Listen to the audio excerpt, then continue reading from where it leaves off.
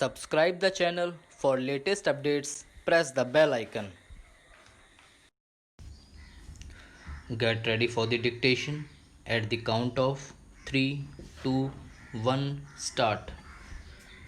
The UN Summit on Biodiversity convened on September 30 in the midst of a global crisis caused by the novel coronavirus that is thought to have spilled over to humans from an animal reservoir. In New York, member nations of the Convention on Biological Diversity (CBD) took note of the link between biodiversity loss and the spread of animal pathogens, calling for an end to destructive industrial and commercial practices. There is consensus that conservation targets set a decade ago in Aichi, Japan to be achieved by 2020 have spectacularly failed. Evidence is presented by the latest UN Global Biodiversity Outlook 5 report. None of the 20 targets has been fully met.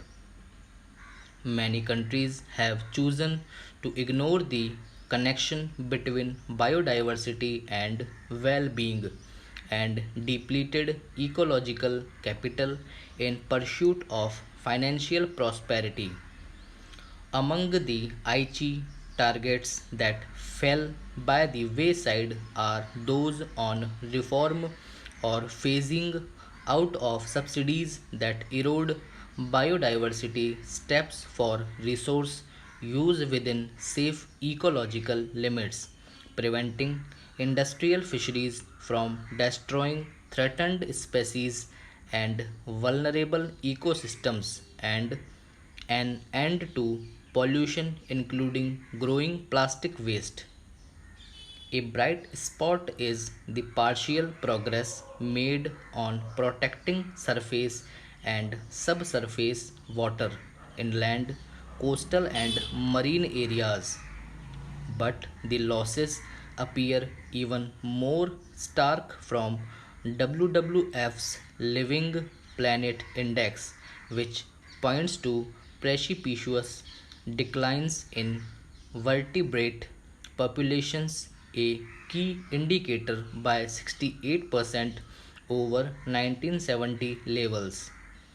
Faced with fast eroding ecosystem health, the 196 CBD member countries must chart a greener course, aligning it with the Paris Agreement, which has a significant impact on the health of flora and fauna.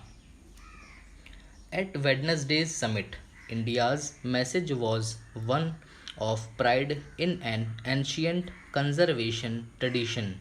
As one of the few mega diverse countries and one that recognized the value of nature as much as the destructive impact of unregulated resources exploitations. National laws of the 1970s and 1980s have indeed shielded islands of biodiversity, particularly in about 5% of the country's land designated as protected areas, but they are today seen as irritants to speedy extraction of natural resources. In this unseemly hurry, due process is sought to be dispensed with, and as envisaged by the new EIA norms proposed by the NDA government. There is little concern for indigenous communities that have fostered biodiversity and no effort to make them strong partners in improving the health of forests and buffer zones.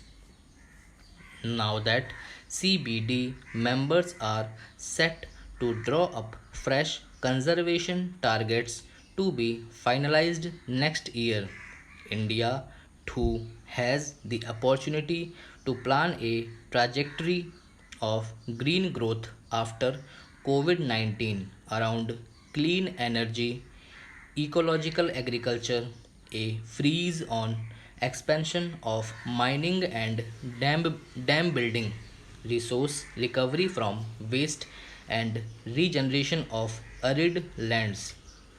It should join the coalition of the enlightened.